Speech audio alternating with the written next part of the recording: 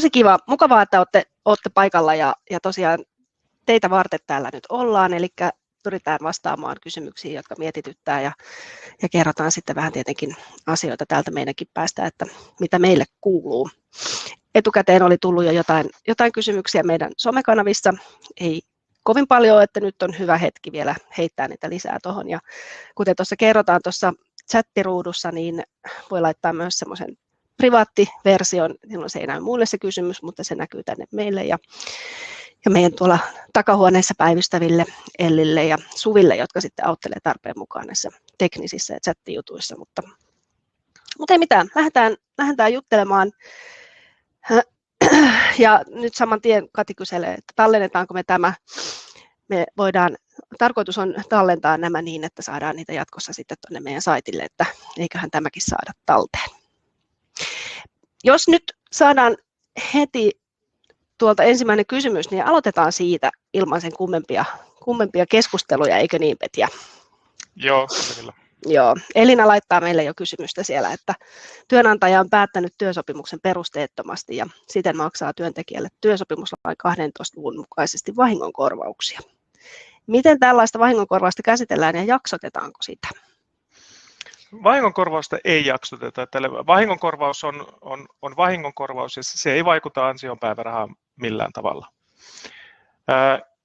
Joskus on tilanteita, jossa se on jonkun verran epäselvästi esillä, että kyseessä on vahingonkorvaus, niin silloin saattaa sitten täältä maksajan puolelta tulkinta olla se, että se on taloudellista etuutta, johon työnantajalla ei ole lain mukaan ollut velvollisuutta sellaista maksaa. Ja semmoinen summa sitten jaksotetaan, eli estää joltain ajalta sen etuuden maksamisen. Eli kun tämmöisiä papereita sitten tehdään, niin siinä olisi ihan selkeyden vuoksi hyvä saada mainita, että kyse on työsopimuslain 12 luvun 2 pykälän mukaisesta vahingonkorvauksesta.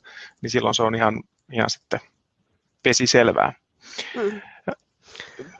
Ja sitten jatkuu tuolta kultaisella kädenpuristuksella, niin pitäisiköhän meidän ottaa ihan... Otetaanpas tuolta meidän presentaatiota vilkaistaan, kun siellä on yksi sellainen esimerkki, laskelma, niin täällä on monia aihioita, joita me ajateltiin, että voidaan teidän kanssa keskustella, mutta mennään suoraan sinne esimerkkiin. Pientä scrollailua tässä tapahtuu, kun se oli tietenkin tuolla ihan lopussa, mutta se on nyt tossa.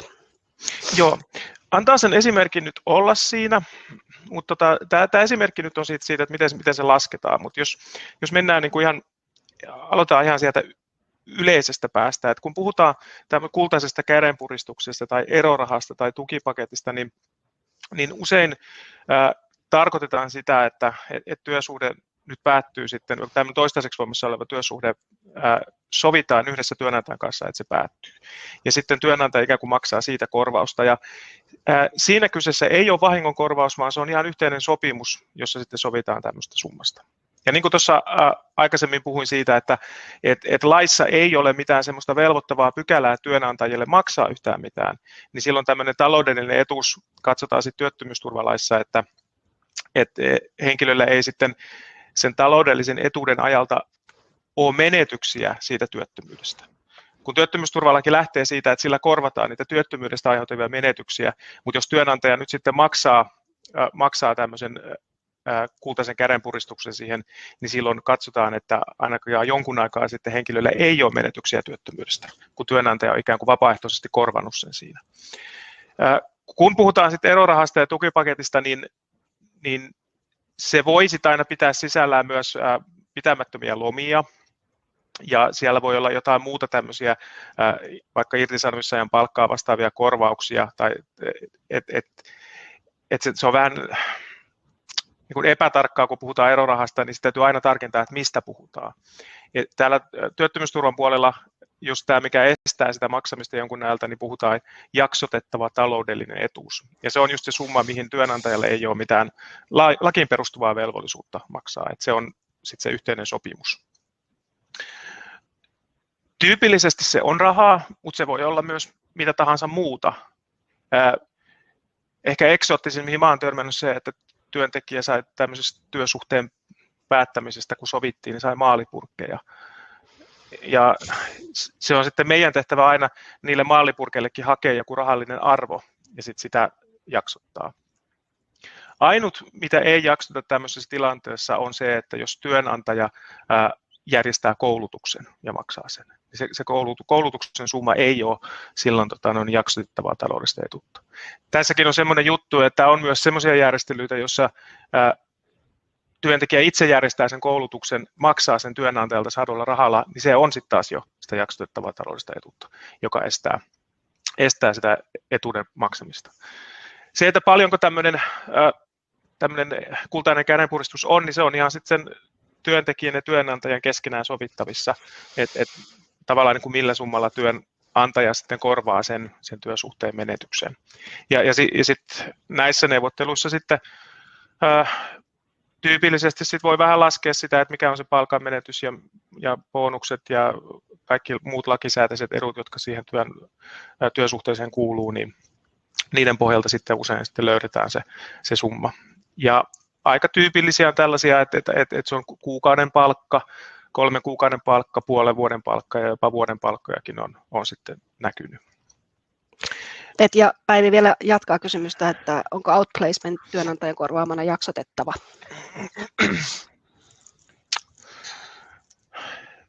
Mä en tiedä, mitä Päivi tarkoittaa outplacementillä nyt tässä kohtaa.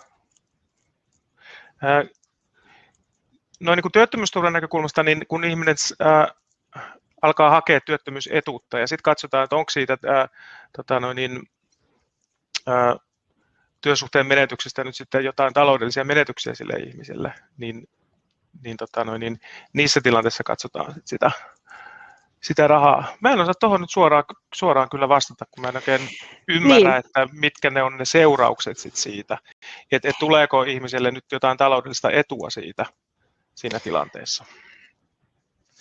Niin, että jos se on sitten vaan ikään kuin uudelleen ohjausta ja valmentamista ja auttamista ylipäätään sen uuden työn etsimisestä. Okei, että uraohjaus ja coach, niin kyllähän nyt tämän kertoman perusteella mä muodostan sellaisen mielikuvan, että kyse on siitä, että työnantaja järjestää tämmöistä koulutusta ja tukea, jonka tehtävänä on sitten auttaa siinä uudelleen työllistymisessä.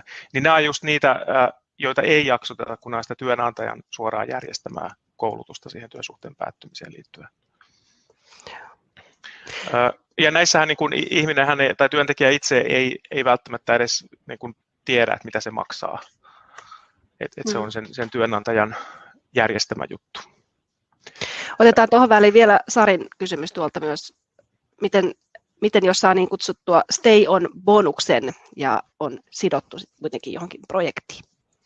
No nämä on sitten, niin kuin, näistä puhutaan tyypillisesti ehkä tämmöisen niin kuin sitouttamispalkkion tai sitouttamisrahana. Ja näissä niin kuin, työnantajan motiivi on tietysti se, että jos nyt ajatellaan vaikka, että joku tehdas ollaan ajamassa alas, niin työntekijäthän alkaa sieltä sitten pikkuhiljaa liukenemaan, mutta niitä tarvitaan sen tehtaan alasajamiseen.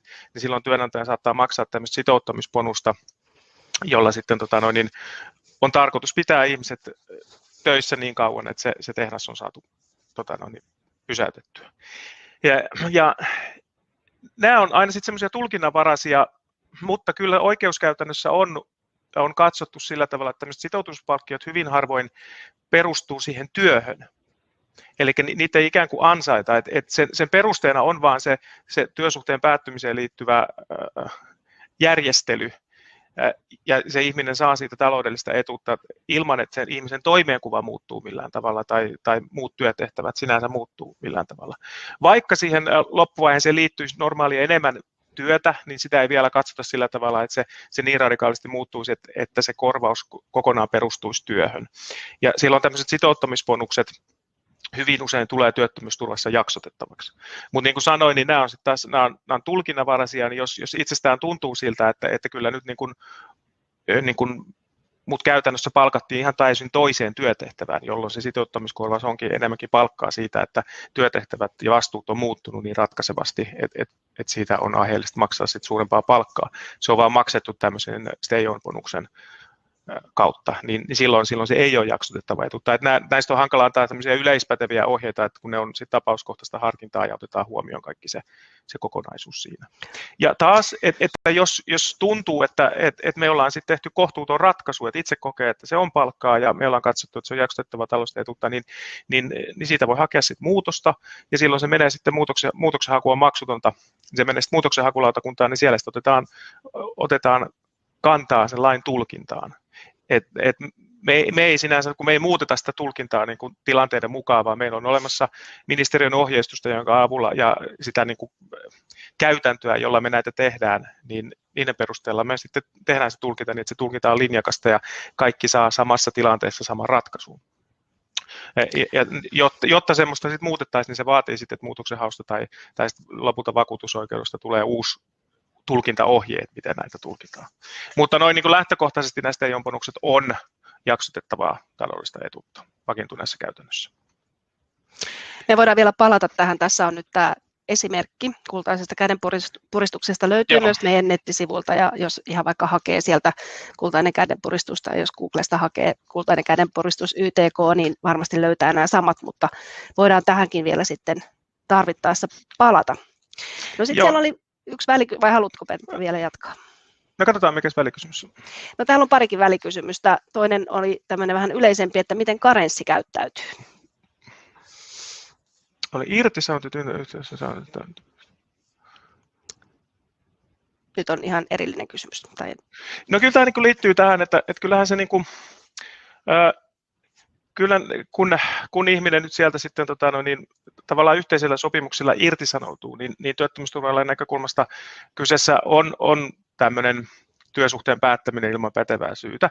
Nämä on nyt asioita, jotka TE-toimisto ratkaisee, että sieltä tietysti sen viime käden neuvon näissä saa, mutta näissä yleensä tulee se karenssi, mutta kun samaan aikaan on se työttömyys tai se taloudellisen etuuden jaksotus, jolta ei makseta, niin tämä karenssi ja tämä jaksotus kuluu samaan aikaan. Ja tyypillisesti on vielä niin, että se karenssi on lyhyempi, mitä se jaksotus, niin sillä ei karenssilla ole käytännössä merkitystä. Ja silloinhan ihmisen toimeentulo on sitten sillä kultaisella kädenpuristuksella turvattu siihen, niin siinä ei niin kuin semmoista sosiaalista perustettakaan ole sitten sille, että ihmiselle sitten jotain sosiaalietuuksia maksettaisiin. Kyllä usein sieltä tulee se karenssi, mutta sillä ei ole käytännössä merkitystä, kun samaan aikaan on se taloudellisen etuuden jaksottaminen käynnissä. Mennään tämä esimerkki vielä tästä läpi, kun tämä on yleensä se, mitä ihmisestä kiinnostaa, että kuinka pitkältä ajalta sitten, kun ottaa tämmöisen kultaisen kädenpuristuksen vastaan, niin ei saa sitä ansiopäivärahaa. Ja se on suurin piirtein semmoinen peukalosääntö, että jos nyt 3 kuukauden tai tässä esimerkiksi nyt 6 kuukauden palkkaa vastaavan korvauksen saa, niin sitten 6 kuukauden ajalta ei sitä ansiopäivärahaakaan saa. Se menee aika tarkkaan käsi kädessä. Se lasketaan päivätasolla, että se ihan tarkkaan 6 kuukautta ole, mutta kuitenkin aika lähelle mennään sitä. Nyt tässä esimerkissä sitten se työssäoloehdon täyttävällä jaksolla, eli semmoinen niin kuin se palkka, mistä ansiopäivärahaa lasketaan, niin se on tuossa 18 750. Siitä otetaan pois lomakorvaus, koska lomakorvausta ei oteta siihen huomioon, kun lasketaan ansiopäivärahan määrää. Ja se, mitä jää jäljelle, niin se jaetaan sitten niillä työpäivillä, jotka siinä työssäoloehdon täyttävällä jaksolla on. Ja sieltä saadaan päiväpalkka. Näitähän ei tarvitse nyt itse laskea, eikä niin kuin sillä tavalla muistaa, mutta tässä niin kuin esimerkin kautta vaan avataan se, että miten lasketaan se jaksotuksen pituus. Ja se jaksotuksen pituushan nyt riippuu siitä, että mikä se päiväpalkka on siitä aikaisemmasta työstä, koska verrataan sitä, mitä palkkaa on saanut, ja sitten yritetään laskea sen avulla, että kuinka pitkälle se jakso, tai kuinka pitkä aikaa se taloudellinen etuus sitten vastaa palkkana. Ja nyt tässä ihan yksinkertaisesti vaan jaetaan se taloudellinen etuus, mikä sieltä on saatu tuolla päiväpalkalla. Ja nyt mä huomaan, että tuossa on kyllä joku painovirhe tuossa, mutta sieltä nyt kuitenkin tulee sitten tuo jaksotuksen pituus päivinä, ja täytyy korjata toi painovirhe tuosta. Siinä tuo päiväpalkka suluissa on eri kuin tuolla ylhäällä. Ja nyt nämä 128 päivää, jolle se jaetaan sitten se taloudellinen etuus, niin niiltä ei voi maksaa. Ja nyt nämä jaksotuspäivät sitten niin ne on maksupäiviä, eli kun viikossa on 7 päivää, mutta siellä on vain 5 maksupäivää, niin viikossa näitä jaksotuspäiviä kuluu sitten vain 5. Niin sitten kalenterissa se on pidempi se aika. Se menee sitten sinne 178 päivää, ja tämä nyt sitten on kuukausissa aika tarkkaan se 6 kuukautta, mitä tuo jaksotettava etuus on sitten vastannut. Ja nyt tähän liittyy niitä käytännön asioita. Eli se, mitä tästä voi ottaa irti, on se, että ymmärtää sen, että jos sopii työnantajan kanssa, että se korvaus vastaa 6 kuukauden palkkaa, niin sitten pystyy heti suurin piirtein arvioimaan, että no se on 6 kuukauden ajalta ja sitten saa ansiopäivärahaa. Se menee suurin piirtein käsikädessä. Mutta kun sitten on se ensimmäinen työttömyyspäivä, niin silti täytyy ilmoittautua sinne TE-toimistoon työttömäksi työnhakijaksi. Ja tämä on se suurin sudenkuoppa, mikä näissä kultaisissa kädenpuristuksissa on, että kun ihminen nyt saa vaikka 6 kuukauden tai vuoden korvauksen ja sitten ajattelee, että no en mä saa mitään, ei ilmoittaudukaan TE-toimistoon. Ja sitten kun se aika on kulunut, niin siinä kohtaa lähtee hakemaan, niin sitten käykin niin hullusti, että katsotaan, että on ollut 6 kuukautta poissa työmarkkinoilla ilman pätevää syytä, ja se aiheuttaa sen, että menettää sen aiemmin kerätyn työssäoloehdon, joka käytännössä tarkoittaa sitä, että ansiopäivärahaa ei sitten enää siinä kohtaa saa. Tämän voi estää sillä, että heti viimeistään ensimmäisenä päivänä ilmoittautuu TE-toimistoon työttömäksi työnhakijaksi ja pitää sen työnhaun siellä voimassa. Ja toki tietysti toimii sen mukaan, mitä TE-toimisto sitten neuvoo ja ohjeistaa, niin sillä pysyy työttömyysturvalain näkökulmasta työmarkkinoilla, kun on työnhakijana TE-toimistossa. Ja sillä välttää sen, että menettää ansiopäivärahan tämän jaksotusaikana. Ja toinen hyvä sit käytännön vinkki on se, että kun sitten se työttömyys siinä alkaa, ja vaikkei meiltä mitään saa tietää sen, että tulee tämmöinen jaksotettava taloudellinen etuus, estää sen maksamisen, niin silti hakee meiltä ansiopäivärahaa. Koska siinä kohtaa me voidaan sitten kuitenkin tehdä valmiiksi ne päätökset sinne, että me merkataan ne työssäoloehtotiedot, lasketaan päiväraha ja annetaan kielteinen päätös tästä jaksotettavasta taloudellisesta etuudesta. Siinä on nyt 2 etua sitten. Ensimmäinen on se, että saa meiltä tarkan päätöksen, jossa on ne päivämäärät, että miltä ajalta ei voida maksaa. Ja sen avulla pystyy sitten säätämään omaa elämää. Ja toinen on se, että jos sitten kuitenkin vaikka tämän 6 kuukauden jälkeen nyt sitten työttömyys vielä jatkuu, niin sitten meillä on valmiina jo siellä nämä ansiopäivärahan määrät ja muut, niin silloin se on sitten nopeampaa siinä kohtaa, kun laittaa hakemukseen. Me ei tarvitse uudestaan sitten siinä kohtaa kaikkea laskea.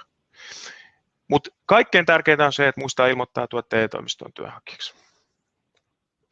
Jes, tosi hyvä, konkreettinen ja melko laaja paketti kultaisesta kädenpuristuksesta. Jos tuli vielä jotain lisäkysymyksiä, niin luonnollisesti jatketaan. Minä täällä jo vähän hötkyilin eteenpäin aiemmin, mutta hyvä, että Petja pidit pääsi ja mentiin loppuun asti.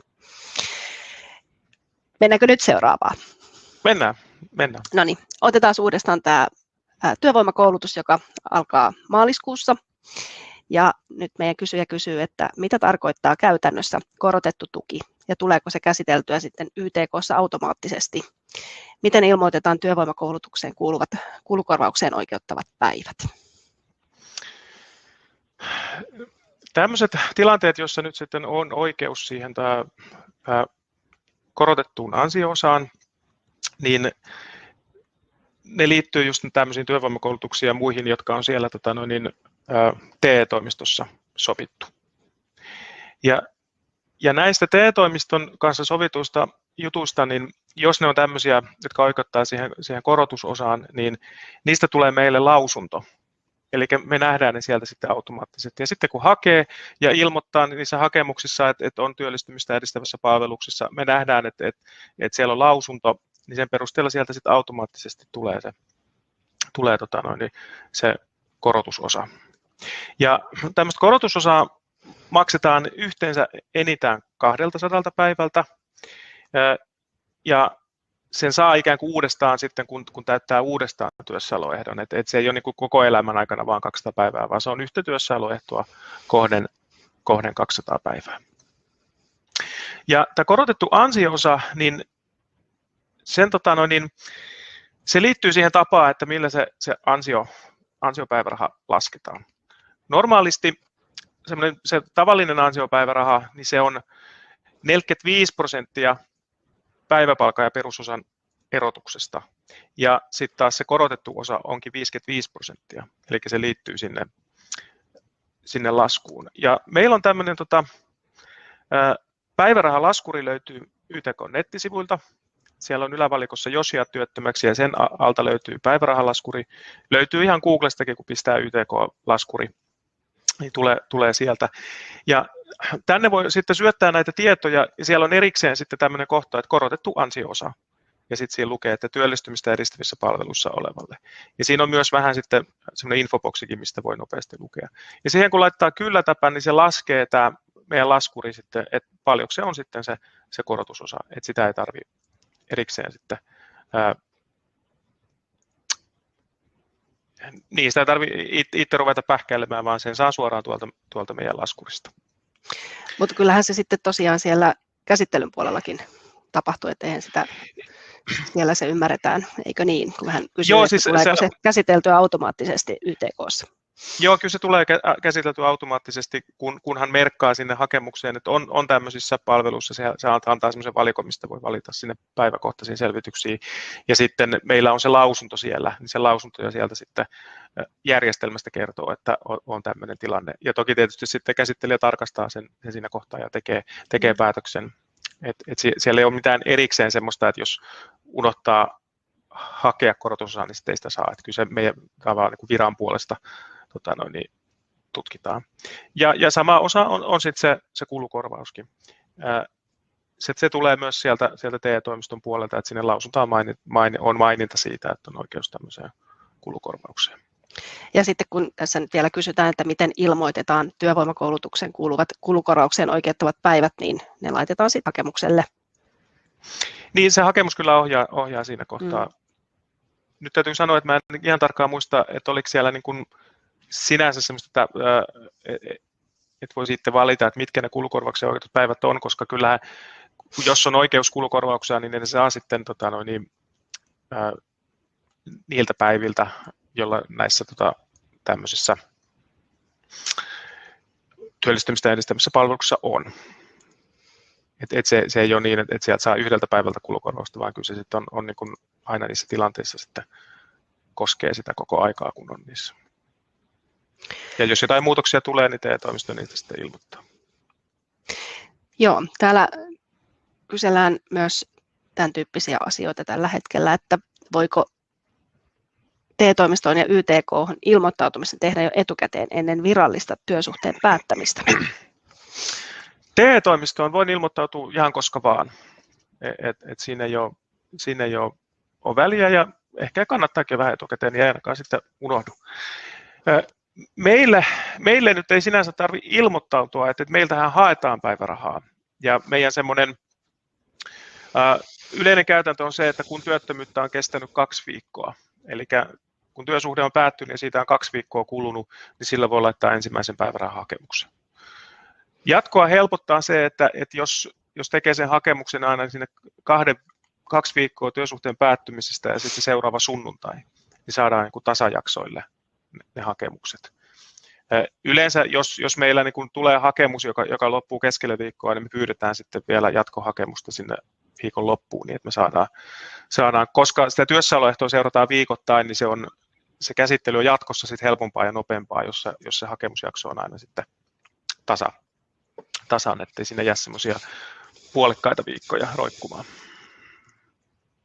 Mutta TE-toimistoon siis voi ilmoittautua milloin vaan, viimeistään ensimmäisenä työttömyyspäivänä ja sama koskee lomautettuja, että viimeistään ensimmäisenä lomautuspäivänä ja sitten meille pari viikkoa sen jälkeen, kun se lomautus on alkanut tai työsuhde on päättynyt.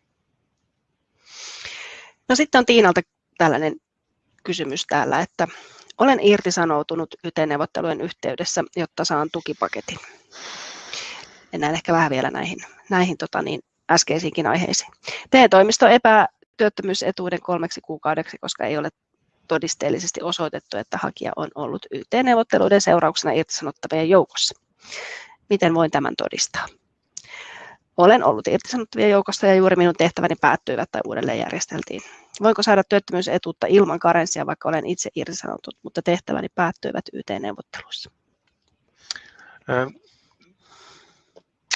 Tämä on nyt tämmöinen TE-toimiston asia, eli TE-toimisto arvioi tässä, että onko ollut pätevää syytä irtisanoutua. Jos he siellä haluaa jotain tämmöistä todistetta, että YT-neuvotteluiden piirissä, niin voisin olettaa, että työnantajalta saa todistuksen siitä, että on ollut YT-neuvottelun piirissä. Että kyllähän, jos ei YT-laki siellä määrää tietyt menettelytavat, niin kyllä sieltä nyt luulisi löytyvän semmoinen sitten paperi, mutta en osaa TE-toimistossa sanoa, että mitä he vaativat ja mikä heille sitten riittää.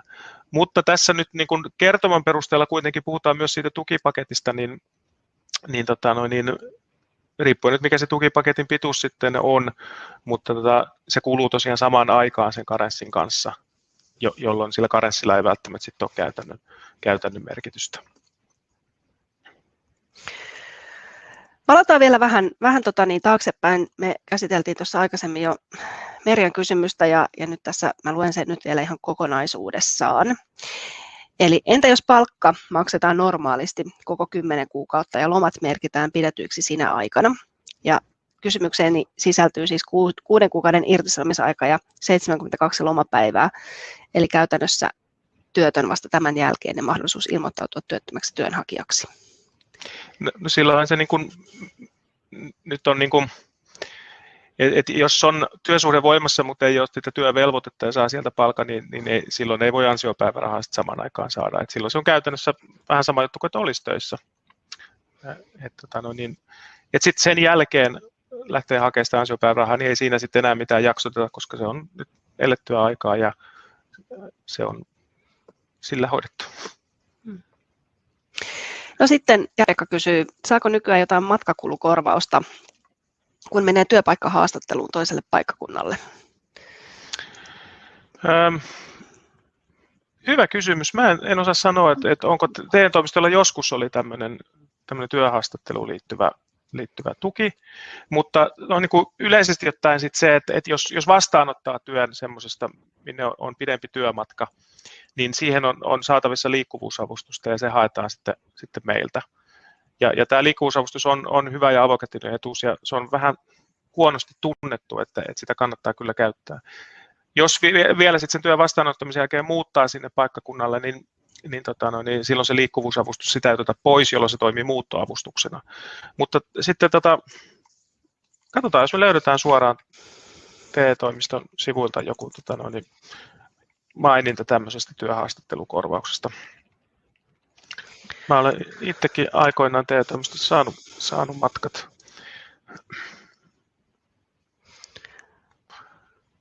Kyllä täällä TE-toimistojen sivuilla lukee, että TE-toimisto voi korvata työnhakuun ja työllistymiseen liittyviä kustannuksia.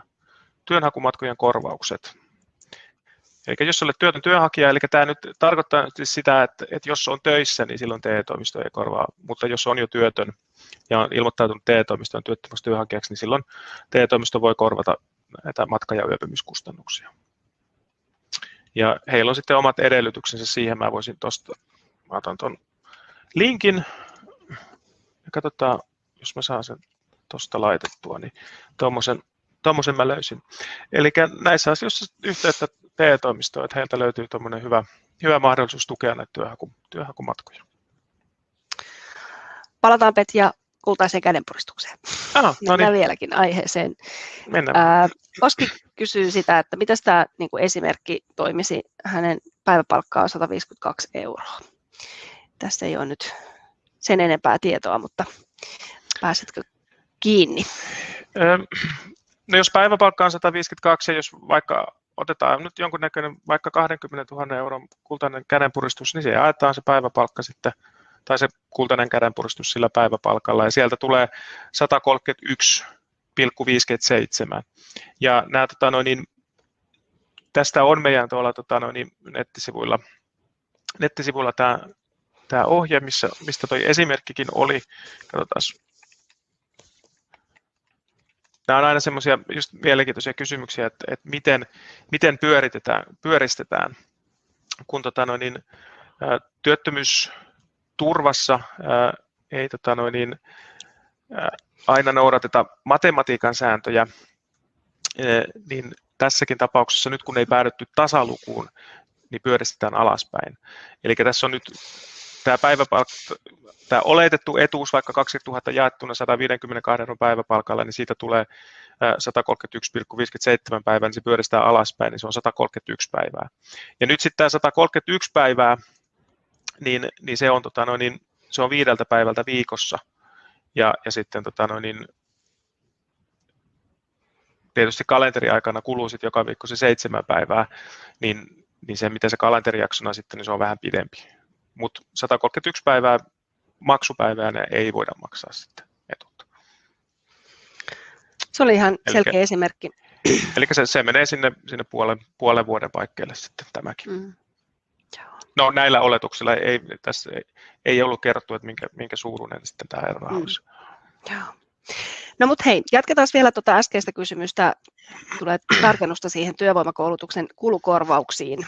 Eli saanko kulukorvauksen kaikilta päiviltä vai vain niiltä, joissa olen ollut fyysisesti paikalla, sillä näin korona-aikana osa päivistä tehdään varmaankin etänä? Joo, hyvä kysymys. No, tulee hyviä kysymyksiä kyllä, että täytyy vähän nyt Googlea avuksikin käyttää. Niin, tämähän tulee, tämä on tämmöinen laki julkisesta työvoima- ja yrityspalvelusta, niin täällä on määritelty nämä kulukorvaukset. Tämäkin on TE-toimiston juttuja.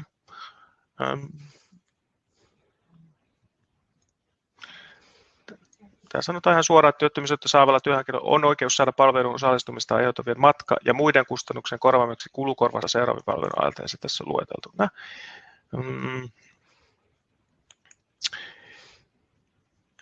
Palveluun osallistumista aiheutuu välttämättömiä kustannuksia. Ja tämä oli nyt nimenomaan siis työvoimakoulutuksen osalta. Joo. Kaikilta päiviltä vain niiltä, joissa olen ollut fyysisesti paikalla. No tämä nyt vähän riippuu siitä, että mikä se palvelu on. Kun tässä laissa sanotaan suoraan, että työnhakuvalmennuksen, uravalmennuksen ja kokeilun ajalta kulukorvausta maksetaan ainoastaan päiviltä, joina palvelua järjestetään ja työnhakija osallistuu palveluun. Eli nyt näissä voi tulla sitten semmoisia tilanteita, että jos katsoo tätä listaa, niin tämä työnhakuvalmennus, uravarannus ja kokeilu, niin ne melkein kaikki kattaakin. Mutta nämä on tosiaan TE-toimiston asioita, niin voisi sit tarkemmin omalta kohdaltaan kysyä siellä. Mutta kyllä tämä lähtökohta on se, että ainoastaan niiltä päiviltä palvelu järjestetään, niin se tarkoittaa just sitä, että jos on vaikka 5 päivää viikossa ja viikossa on 7 päivää, niin sitten kulukorvaustakin maksetaan vain 5 päivältä. Tai sitten on näitä, että on 1 tai 2 päivää viikossa, niin vaan sitten niiltä osallistumispäiviltä. Ja sitten täällä puhutaan, että työnhakija osallistuu palveluun, niin tämä sanamuotohan nyt ei suoraan määritä sitä, että osallistuuko etänä vai paikan päällä. Ja voisin sanoa, että semmoinen tulkinta nykytilanteessa voisi olla aika kohtuuton, että osallistuu siihen palveluun etänä ja sitten siltä päivältä maksat kulukorvausta. Mutta toisaalta kyllä täälläkin sitten niin vähän se lähtökohta on, että siitä on jotain kustannuksia, kun osallistuu siihen palveluun. Tämä on hyvä kysymys. Ohjaisin TE-toimistoon, mutta me voidaan kyllä tehdä nyt niinkin, että selvitellään tätä ja laitetaan vaikka meidän nettisivuille tarkempaa tietoa tästä kulukorvauksen osalta, kun tulee näitä oikeasta elämästä hyviä kysymyksiä. Joo. No sitten meillä on tuolla taas privaatti kysymys. Edelleen ollaan nyt vähän kultaisen kädenpuristuksen maailmassa, eli hän kysyy, että voisitteko vielä tiivistää, miksi kannattaa ottaa kultainen kädenpuristus, esimerkiksi 6 kuukauden palkkaa vastaava summa, kun sitten taas verrattuna siihen, että tulisi irtisanotuksia jatkaa sillä 6 kuukauden täydellä palkalla. No nämä tietysti jokainen voi itse miettiä sitten, että mikä kannattaa ja minkälaisia sopimusehtoja on. Jos nyt ajatellaan vaikka tämmöistä kultaista kädenpuristusta, että saa vaikka puolen vuoden palkan ja sitten työllistyy heti seuraavaan työpaikkaan, niin siinä on sitten se puolen vuoden palkka ikään kuin ylimääräistä. Sitten jos on näitä, että siellä sitten jatkaa ilman työvelvoitetta vaikka 6 kuukautta täydellä palkalla, niin jos vaihtaa työpaikkaa, niin sitten ei saa tietysti enää sitä palkkaa. Et jos ajattelee niin kuin ihan rahallisesti sitä, niin kyllähän tuo kultainen kädenpuristus mahdollistaa sen, että saa vuoden aikana 1,5 vuoden palkan käytännössä. Et kyllä siinä aika paljon voi sitten voittaa. En tiedä, onko sellaisia tilanteita, että työnantajat ylipäätään edes antaisi tämmöisiä mahdollisuuksia, että tee näin tai noin. Tai no niin, ehkä siis kyllähän niin kuin, en osaa sanoa. Tietysti on niin kuin työttömyysturvan näkökulmasta, niin kummallakaan tavalla toimien ei siltä ajalta saa ansiopäivärahaa. Siinä mielessä sille ei ole väliä. Sitä joutuu jokainen itse miettimään sitä, että mitä on tarjottu ja mitä se omalta kohdaltaan sitten omassa tilanteessa merkitsee. Yes. Nyt on toistaiseksi meidän chattiboksi tyhjennetty. Ei muuta kuin vielä antakaa tulla lisää kysymyksiä. Täällä on Petja Eklund, joka on meidän erityisasiantuntija, niin kuin kuulettekin. Hän osaa vastata moneen asiaan ja minä sitten olen Ilona ja haastattelen, mutta aika kivasti teitä siellä pysyy langoilla ja varmasti vielä kiinnostavia aiheita teillä on siellä mielessä. Jos ei nyt suoraan tule mitään kysyttävää, niin me voitaisiin ehkä muutama sana puhua sellaisesta aika tyypillisestä asiasta kuin käsittelyajat. Otetaanko vähän slaidiakin siihen ja katsotaan muutamaa kuvaa. Joo. Ne on nimittäin vähän sellaisia pidentyviä taas ollut tässä vuodenvaihteenkin jälkeen. Taas vähän scrollaillaan, vilkaistaan vaikka tästä nyt muutamaa tällaista käppyräkuvaa.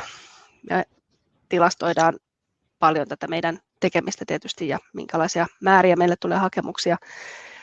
Tammikuu onnistuttiin ennustamaan hyvinkin oikeaksi, se oli tosi korkea määrä, eli tuli yli 75 000 hakemusta ja tässä näkee vähän miten ne jaksottu, eli ehkä ei ole kovin selkeät käppyrät nyt sinne, mutta siellä näkyy kuitenkin 4 eri vuosilukua eri väreinä.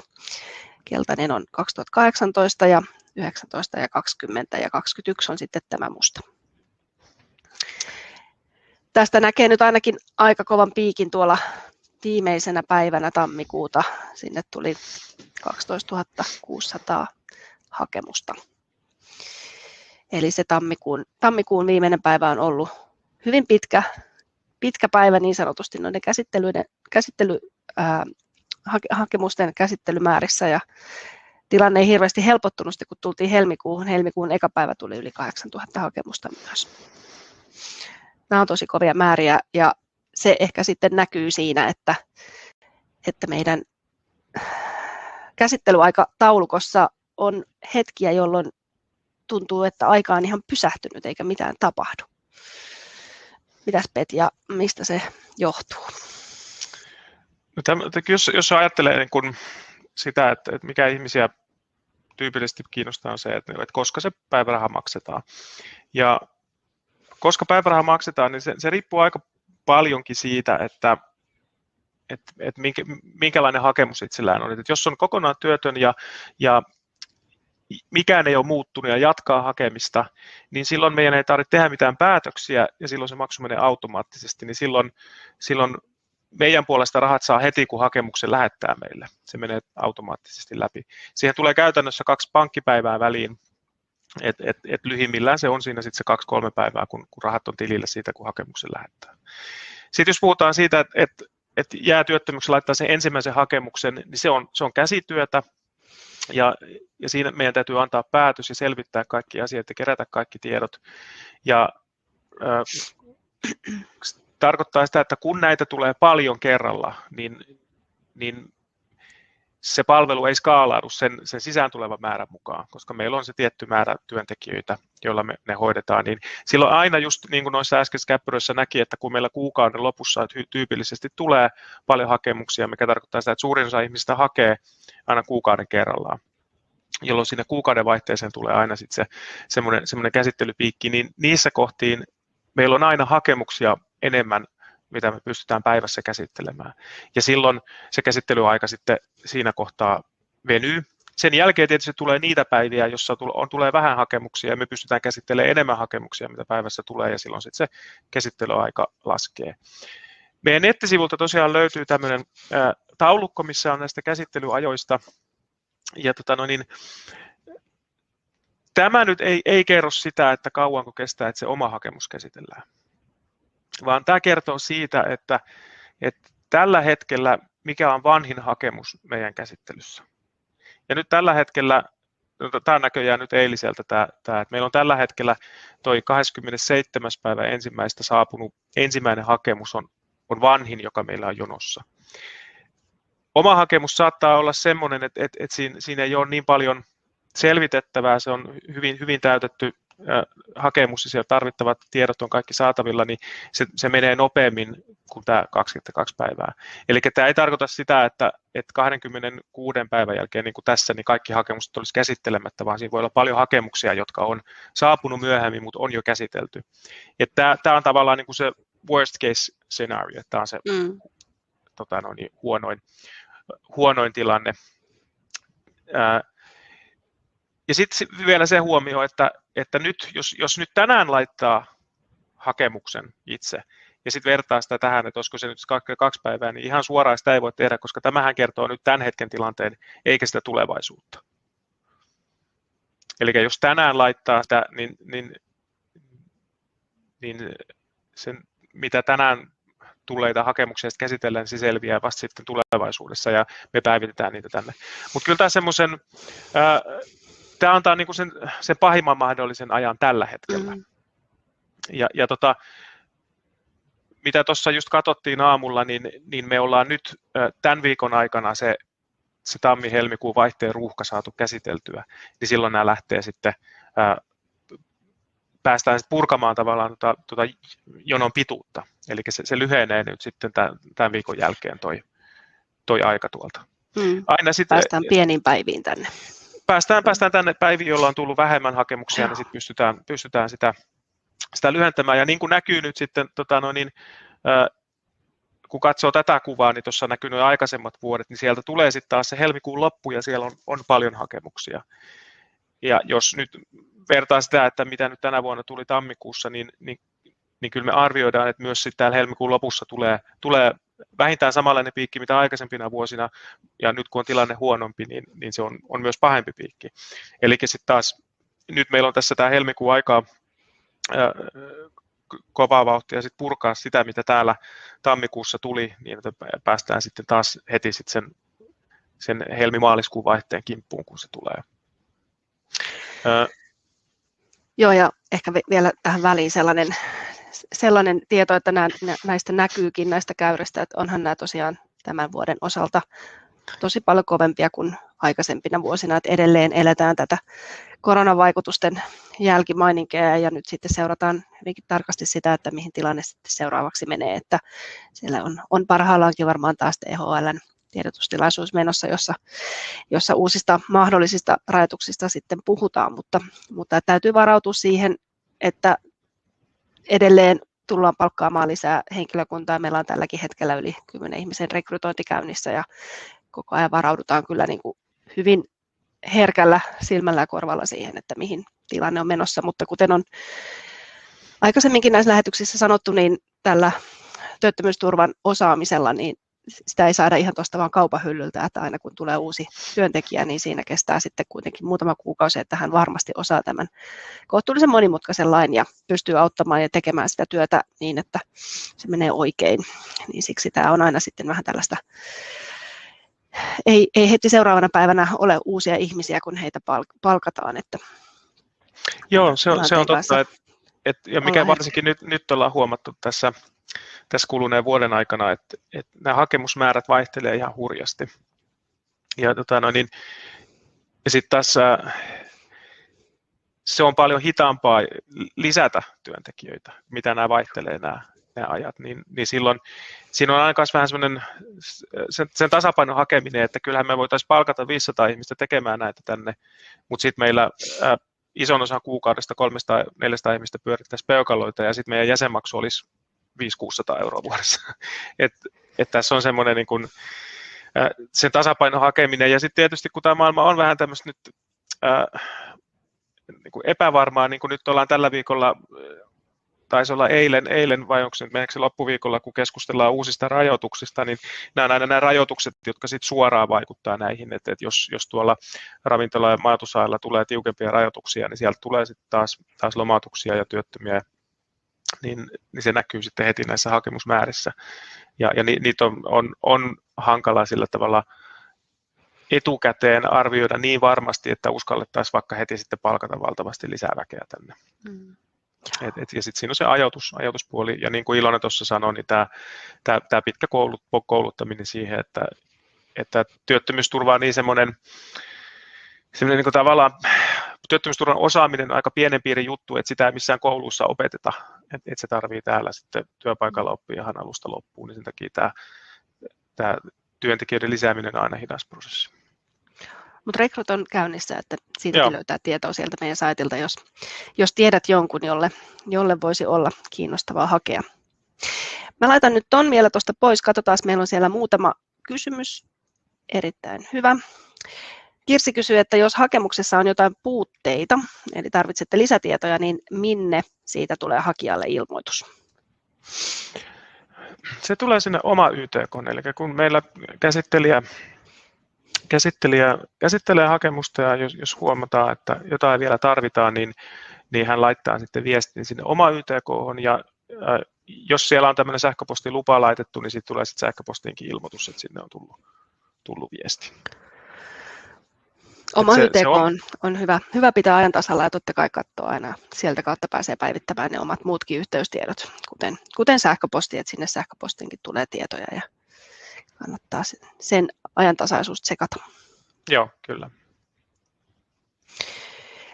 Tiina oli kysynyt täällä myös, että pitääkö työttömyysetuuden hakeminen uusia TE-toimistoon, kun se on nyt evätty maaliskuun loppuun karenssin vuoksi, vai saako uuden päätöksen automaattisesti, jos ei tätä ennen työllisty? Ja nyt tässä on vähän käsitteet sekaisin, eli sinne TE-toimistoon, niin sinne sieltä ei haeta työttömyysetuutta, vaan se haetaan sitten meiltä tai jostain muusta työttömyyskassasta tai Kelasta, riippuen vähän minkä asiakas on. Mutta TE-toimistossa sinne ilmoitetaan se työhaku, eli TE-toimisto hoitaa sitä työhakua. Ja se, että onko työhaku sitten voimassa vai ei, niin se riippuu sitten ihan TE-toimiston ohjeista. Kyllä se lähtökohtaisesti, kun sinne ilmoittautuu ja tekee ne tarvittavat toimenpiteet niin, että työhaku on sitten voimassa, niin se on voimassa niin kauan kuin se on voimassa. Että se voi katketa vasta siihen, että jos TE-toimisto sitten on asettanut jonkun määräajan sille sen työhaun uusimiselle, niin sitä mukaan sitten hoitaa. Jos nyt sitten samaan aikaan meiltä tulee vaikka kielteisiä päätöksiä, niin ne kielteiset päätökset sinänsä ei ole millään tavalla sidoksissa siihen työnhakuun. Että se työnhaun voimassaolo hoidetaan TE-toimiston kautta ja sitten ne päätökset sitten tulee meiltä. Ja jos me ollaan nyt annettu tuommoinen kielteinen päätös, niin ei me automaattisesti anneta sitten uutta päätöstä, vaan aina tarvitsee hakea sitä työttömyysetuutta. Eli sitten kun tämmöinen on nyt vaikka karenssi, niin sitten sen karenssin jälkeen tarvitsee hakea työttömyysetuutta, niin sitten me maksetaan sitten vasta. Että automaattisesti meiltä ei rahaa tule, vaan sitä täytyy aina hakea. Toivottavasti tämä vastasi kysymykseen. Ja lisäkysymystä vaan perään, jos haluaa vielä tarkentaa, niin sillä saadaan tässä asioita selväksi. No mitä sitten, täältä Kristiina kysyy, että lasketaanko ansiosidonnaiseen päivärahaan auto, puhelin ja muut edut?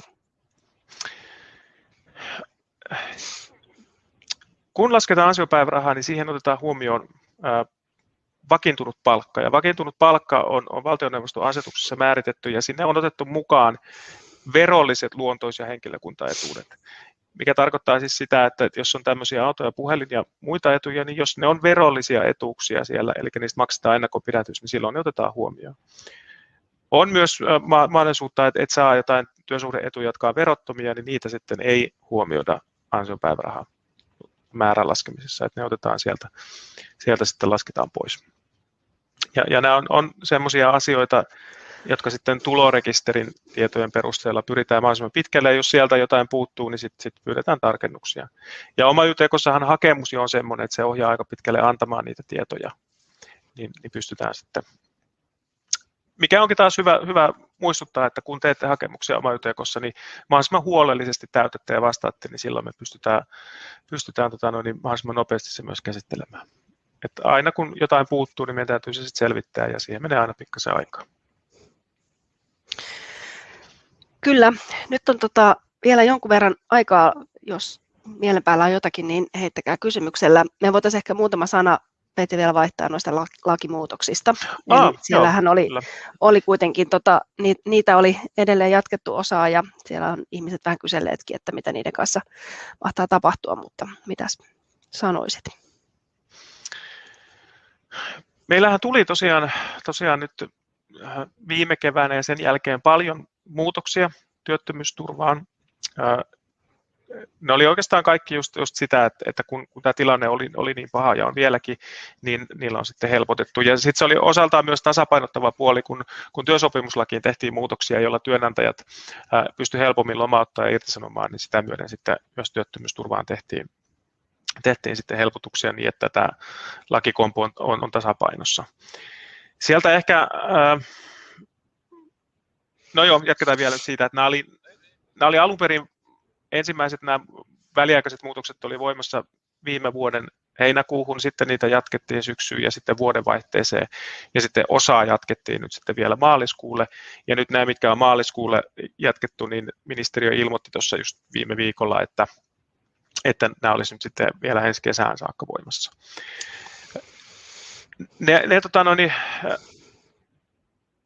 Mä voisinkin tuosta katsoa, että meidän nettisivultahan löytyy tämmöinen tietopankki, ja siellä on ihan tämmöinen osio kuin työttömyysturva koronaepidemian aikana. Ja täällä on näitä, mitä näitä nyt sitten on ollut, ja miten nämä on voimassa. Ja ehkä se semmoinen tavallaan paras ja hakijoille edullisin tai työttömyysetuuden saajille edullisin lakimuutos oli se, että viime vuonna enimmäismaksuaika ei kulunut. Eli normaalistihan ansiopäivärahaa me voidaan maksaa 300, 400 tai 500 päivää, riippuu vähän tilanteesta. Mutta viime vuonna, kun me maksettiin 1 päivä, niin se laskuri ei kulunut. Eli että jos oli 400 päivän enimmäismaksuaika, niin vaikka viime vuonna maksettiin monta sataa päivää, niin se ei ole kulunut yhtään. Mutta tämä nyt ei ole enää voimassa, tämä lakkas vuodenvaihteeseen, ja tarkoittaa sitä, että kaikki nyt tänä vuonna, mitä ollaan päiviä maksettu, niin ne kerryttää sitä enimmäismaksuaikaa. Ja tämä on semmoinen, mistä nyt tällä hetkellä ainakaan ei ole meille tihkunut mitään tietoa, että olisi edes harkinnassa tai valmistelussa, että tätä otettaisiin uudelleen käyttöön. Ne lakimuutokset, jotka nyt sitten on menossa sinne ensi kesään saakka, niin ensimmäinen on tämä työttömyysturvan suojaosa. Eli työttömyysturvassahan on semmoinen suojaosa, jossa tietyn määrän voi tienata ilman, että se vaikuttaa ollenkaan ansiopäivärahaan. Ja se on normaalisti 300 € kuukaudessa ollut, ja nyt se on ollut väliaikaisesti 500 €, ja tämä jatkuu ensi kesään saakka. Eli vielä ensi kesään saakka voi tehdä semmoisia lyhyempiä työpätkiä, keikkoja, ja jos niissä sitten se palkka jää sinne 500 tai sinne alle, niin se ei vaikuta ansiopäivärahaan sitten ollenkaan. Tämä on tämmöinen, auttaa ja kannustaa siinä, että niin. voi pieniäkin pätkiä tehdä pelkäämättä sitten, että ne sitä etuutta leikkaa. Nyt täytyy kuitenkin muistaa, että tässähän on just nyt tämä ikävä puoli tässä järjestelmässä, että kun on kokonaan työtön eikä mitään muutoksia, meidän ei tarvitse antaa päätöstä, se hakemus menee automaattisesti läpi, toki se tarkastetaan, mutta menee läpi, jolloin ne rahat, ansiopäivärahan saa sitten siitä hakemuksen jättämisestä nopeasti, että siinä ei ole viivettä. Nyt jos sinne tulee muutoksia, eli ilmoittaa, että on ollut töissä, niin kuin kuuluukin ilmoittaa, niin silloin se ei menekään enää suoraan sieltä automaattisesti läpi, vaan se tipahtaa meille sitten käsittelyjonoon, jossa se sitten vuorollaan käydään läpi. Ja nyt sitten tämmöisessäkin tilanteessa, niin on nyt vähän hankalaa, että vaikka ei se vaikuta siihen ansiopäivärahan määrään millä tavalla, niin se voisi se käsittelyjen kautta kuitenkin vähän viivästyttää sitä maksua, varsinkin nyt alkuvuonna, kun on kovat ruuhkat. Sitten siellä oli tämmöinen liikkuvuus, kun puhuttiinkin tuosta liikkuvuusavustusta, niin siinähän se matka-aika, joka on normaalisti ollut se, että jos matka-aika ylittää 3 tuntia päivässä, niin silloin voi tätä liikkuvuusavustusta hakea. Tämä ei siis ole siis voimassa olevin, vaan jos aloittaa uuden työn, niin kuin pidemmän työmatkan takaa, niin voi. Ja normaalisti se on 3 tuntia, nyt se on 2 tuntia. Ainakin nyt pääkaupunkiseudulla, jos pääkaupunkiseudun toiselta reunalta menee toiseen reunaan, niin helposti tämmöinen 2 tuntia sitten ylittyy tämä matka-aika, jolloin voi sitten hakea tätä liikkuvuusavustusta. Ja tämäkin etuus on nyt sitten, tai poikkeus on voimassa sinne, tai korjaan, tämä on voimassa tänne maaliskuuhun saakka, mutta on ilmoitettu, että tämä jatkuisi myös sitten sinne kesäkuuhun. Ja sitten meillä on myös tämmöinen, mä en sitä tässä rupea selittämään, mutta että meillä on tämmöinen erityinen sovittelujakso työttömyysturvassa, mikä on hurja hankala ulkopuolelta koskaan ymmärtää, niin se on nyt ollut jäähyllä, sitä ei ole käytetty, niin myös tämä sitten menee sinne kesäkuun loppuun saakka. Tämä on merkitystä siinä sitten, kun tekee osa-aikatöitä, ja sitten siellä on sellaisia päiviä, joilta saa täyttöpäivärahaa tai ei ole oikeutettu ollenkaan, niin sitten niissä tilanteissa tämä nopeutuu tämä käsittely, kun ei ole tämä erityinen sovittelujakso käytössä. Mutta tämäkin on sinne ensi kesään saakka. Et tämmöisiä lakimuutoksia on kyllä tässä ilmassa. Mitään uutta ei ole tällä hetkellä tulossa, ainakaan nyt meidän tiedossa. Että kyllä me heti sitten tiedotetaan meidän nettisivuilla, jos ministeriö jotain julkisuuteen tiedottaa, että tiedetään, että jotain valmistellaan, niin laitetaan sitten mekin heti sen esille. Nyt sulla on, Petja, vielä tuommoinen vajaa 2 minuuttia aikaa vastata Juhan kysymykseen, että vaikuttaako osa-aikaeläke ansiosidonnaisen määrään? No niin, hyvä kysymys. Katsotaan, tässäkin on tämmöisiä, että mikä se osa-aikaeläke on. Me huomattiin just tässä meidän nettisivuilla, kun siellä puhutaan näistä sosiaalietuuksista, niin siellä on semmoinen asia, mikä pitää just huomata. Eli meidän nettisivulta löytyy ohjeet ja tuki, miten sosiaalietuudet vaikuttavat ansiopäivärahaan. Niin meillä on nyt 3 sosiaalietuuksia. Meillä on tämmöisiä etuuksia, jotka estää ansiopäivärahan maksaminen, ja sitten on tämmöisiä, jotka vähentää ansiopäivärahan maksamista, ja sitten on semmoisia, jotka estää. Tässä korjaa ei vaikuta mitenkään, eli estää, vähentää, ei vaikuta mitenkään. Ja osa-aikaeläke on semmoinen, joka vähentää ansiopäivärahan määrää. Eli se ei estä etuuden maksamista, mutta se otetaan huomioon siinä ansiosidonnaisen määrässä. Niin kuin Juha tässä kysykään. Kyllä se otetaan huomioon siellä määrässä. Se, mikä meillä oli tämä, mä nyt sekoitin tämän, täällä oli tämä varhennettu vanhuuseläke. Eli varhennettu vanhuuseläke estää, mutta sitten taas osittain varhennettu ei estä. Eli täällä on tämmöisiä, näitä kun katsoo, niin kyllä ymmärtää, kun nyt puhutaan tästä sosiaaliturvauudistuksesta, mitä nyt on valmistelussa. Ja kun katsoo näitä sosiaalietuuksien määrää, mitä Suomessa on, niin näitä on kyllä ihan valtavasti ja kaikki vaikuttaa jotenkin ristiin toisiinsa, niin ei tässä viidakossa kyllä meistä kukaan etukäteen tiedä, että miten nämä menee. Hei, kello on nyt 11. Näin se taas kului tunti Turvaruudun parissa. Olipa tosi kiva, että pysyitte mukana ja laitoitte tosi aktiivisesti hirmu hyviä kysymyksiä. Jotain jäi meille vielä vähän kotiläksyksi selvittää saitillekin asti ja näin tullaan tekemään. Jatketaan tällä kuviolla taas aika pian. Seuratkaa meidän saitilta. Meillähän on tarkoitus kerran kuukaudessa nyt. Kyllä. Joo.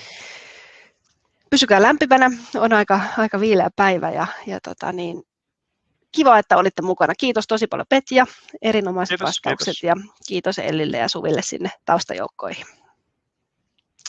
Moikka! Moi moi!